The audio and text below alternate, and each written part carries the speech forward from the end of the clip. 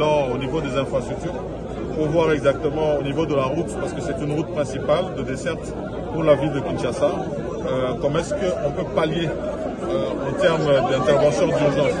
Je crois qu'à mon arrivée ici, vous avez pu déjà voir que les travaux de remblaiement ont déjà démarré, de manière à ce que très vite nous puissions avoir un retour de la route avec, pour commencer, les petits véhicules, les petits charrois.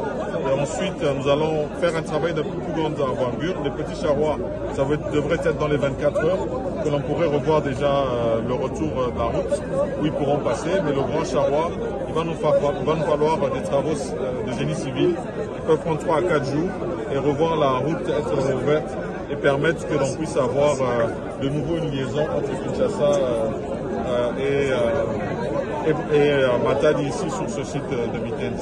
Et bien sûr, une sensibilisation encore une fois de plus à la population, sensibilisation que nous faisons généralement aussi avec la ville-province de Kinshasa, vous avez vu que nous sommes avec le gouverneur, sur les zones non édificantes où on ne devrait pas avoir des constructions. Et c'est lorsque nous avons malheureusement ces constructions anarchiques que nous subissons ce type de revers qui pose énormément de dégâts. Tout un travail est fait, un rapport établi pour que tous les jours nous puissions travailler sur ces zones justement en Édificandi et que nous puissions rétablir l'ordre qui aurait dû être pour préserver cette ville. Ce matin, nous avons appris qu'à la suite de la pluie diluvienne qui s'est abattue cette nuit, justement du 12 au 13 décembre sur la ville de Kinshasa, a causé d'énormes dégâts. Ici, nous sommes sur l'un des premiers sites où la route qui mène vers Matadi a été coupée à la suite d'une érosion subite. Et donc, il nous fallait d'abord venir pour évaluer les dégâts.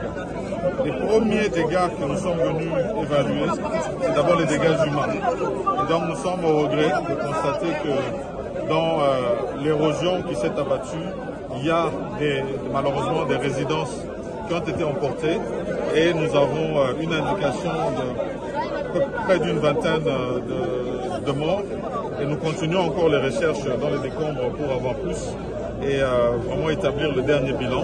Donc c'est le premier bilan que nous sommes venus faire, c'est d'abord le bilan humain et apporter avec tous les secteurs avec lesquels nous nous sommes déplacés, notamment le ministère des Affaires sociales, de la santé, du genre des familles, et voir comment est-ce que nous pouvons apporter en tout cas notre confort à ces familles qui ont été malheureusement fauchées et touchées. C'est le premier bilan.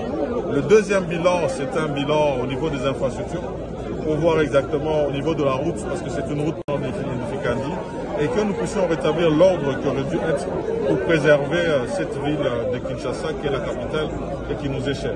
Et donc c'est ce message que nous sommes venus apporter.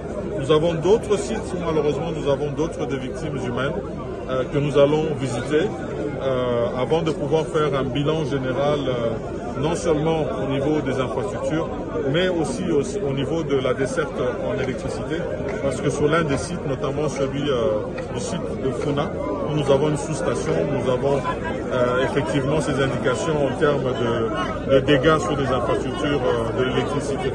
Donc nous allons faire cet effort de sorte que nous puissions avoir des solutions très rapidement.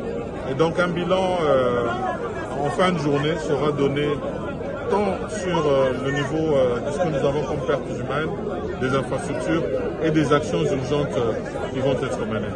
Voilà. Merci. Merci à vous. Merci.